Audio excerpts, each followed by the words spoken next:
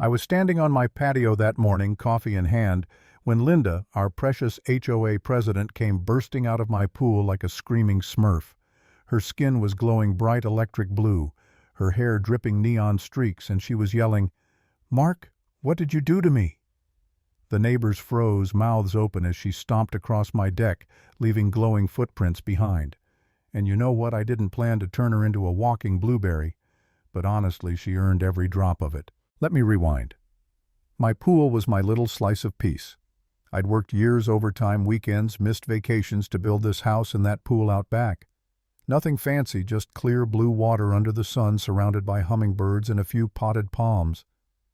Every Sunday I'd sit out there with my coffee, listen to the birds, and remind myself that sometimes life gives back if you work long enough. It wasn't just a pool, it was my reward for surviving years of grind. Then Linda Thompson moved in, or, well, reigned in. She was the self-appointed queen of Willow Creek's HOA, walking around with her clipboard like a cop of the cul-de-sac.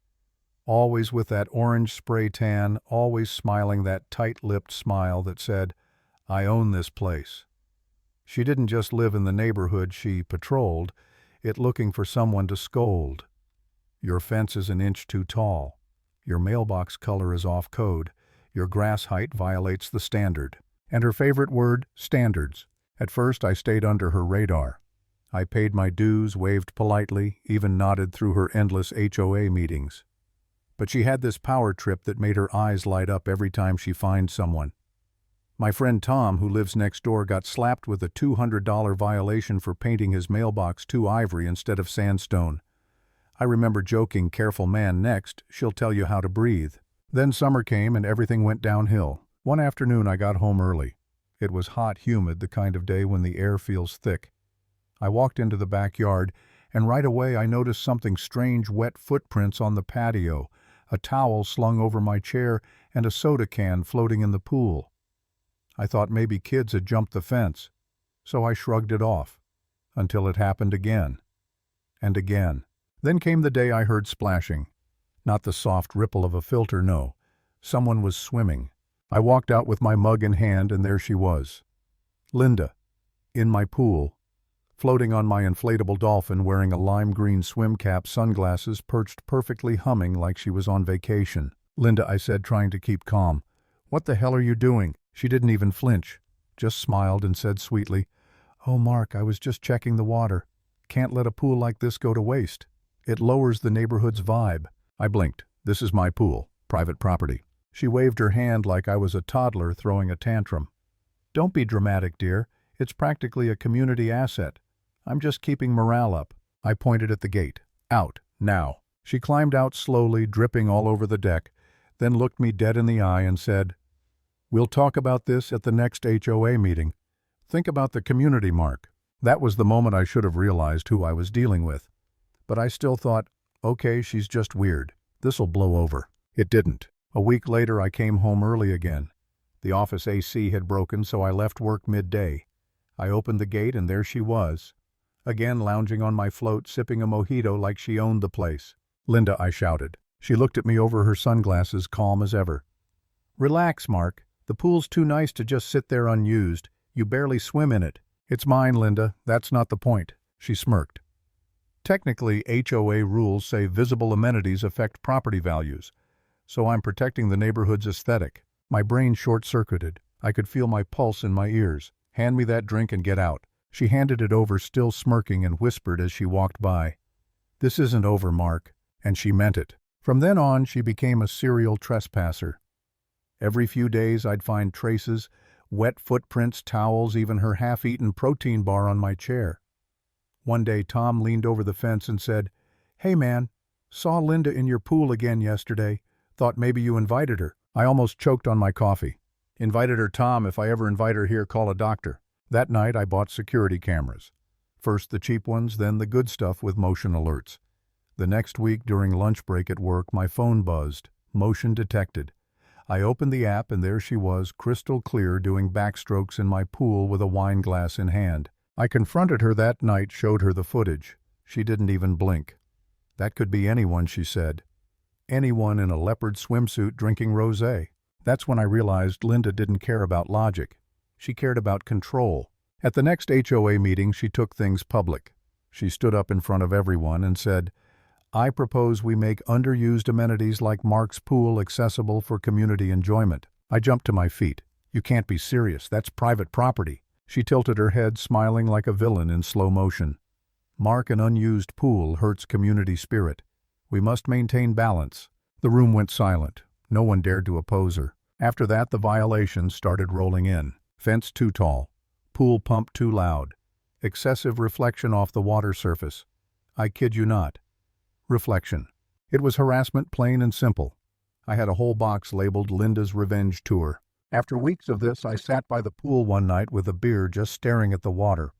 For the first time, I started doubting myself. Maybe she was right. Maybe I was being difficult. Maybe a pool should be for the community. But then I saw one of her notices taped to my gate. Unapproved shade of patio furniture violation. And something inside me snapped, not with rage but with clarity. If she wanted to play games, fine. I'd play too, but my way. I remembered a college prank dumping green dye into a campus fountain. The dean turned emerald for a week. The legend lived for years. If dye could take down a dean, it could dethrone a Karen. So I did my research. Found a non-toxic, pool-safe dye, brilliant electric blue, washable but loud as sin. 50 gallons. I poured it into the skimmer one evening, watching the water transform into a glowing sapphire ocean. Then I set the trap. Cameras in place, bait ready, the dolphin float, a towel, an empty glass. Tom was on standby, kids inside. The next afternoon, the motion alert went off. Through the live feed, I saw her. Linda. Leopard print cover-up, floppy hat, the works. She looked around like a burglar in a spa commercial, then kicked off her sandals and dove right in. Within seconds, the dye did its thing. Her skin started glowing blue. She froze mid-swim, staring at her hands. Then she screamed a high-pitched shriek that echoed through the block. She scrambled out, dripping neon all over my patio, shouting, "Mark, you monster, what did you do?" I stepped outside, phone recording. No Linda. This is trespassing. Neighbors gathered. Tom nearly fell over laughing. A couple walking their dog pulled out their phones. Kids on bikes stopped to watch. It was chaos and justice all wrapped in one technicolor disaster. She stormed off, still yelling, blue footprints marking her path all the way down the sidewalk. By morning, the videos were everywhere. The neighborhood Facebook group blew up. Linda's true colors memes, Smurf jokes, photoshopped edits. It went viral in our own little suburban way. Linda tried to fight back, posting her own video claiming I poisoned her. But the comments section destroyed her. "You jumped in, lady. Maybe stop breaking into other people's pools. Best HOA karma I've ever seen." Then came the final showdown, the HOA meeting. The clubhouse was packed. People who never showed up came early for seats. Linda walked in, still faintly blue, clutching her clipboard like a security blanket. "I demand that Mark be held accountable for this chemical attack," she barked. I stood up, calm, almost amused. "You mean the attack you swam into after trespassing for months?" The room burst out laughing. Even the board members couldn't hold it in. For once they saw what everyone already knew: Linda had gone too far. They voted unanimously to remove her as president. Only one no vote, hers. She stormed out, red-faced beneath that faint blue glow, and that was it. Her reign was over. A week later, there was a for sale sign on her lawn. Then one morning she was gone. No goodbye, no farewell. HOA notice, just a moving truck and a hint of turquoise still clinging to her hairline. Now I sit by my pool again. The water's clear. No towels, no footprints, just quiet. The kind of quiet you forget you miss until it's back. I look at the reflection, peaceful still, and I think about everything that happened. Maybe I went too far. Maybe humiliation wasn't the cleanest kind of justice. But when someone keeps stepping over your boundaries, sometimes you've got to paint those boundaries bright enough for the world to see. Mine just happened to be neon blue. Lesson: never let someone rewrite your piece, no matter how official their clipboard looks.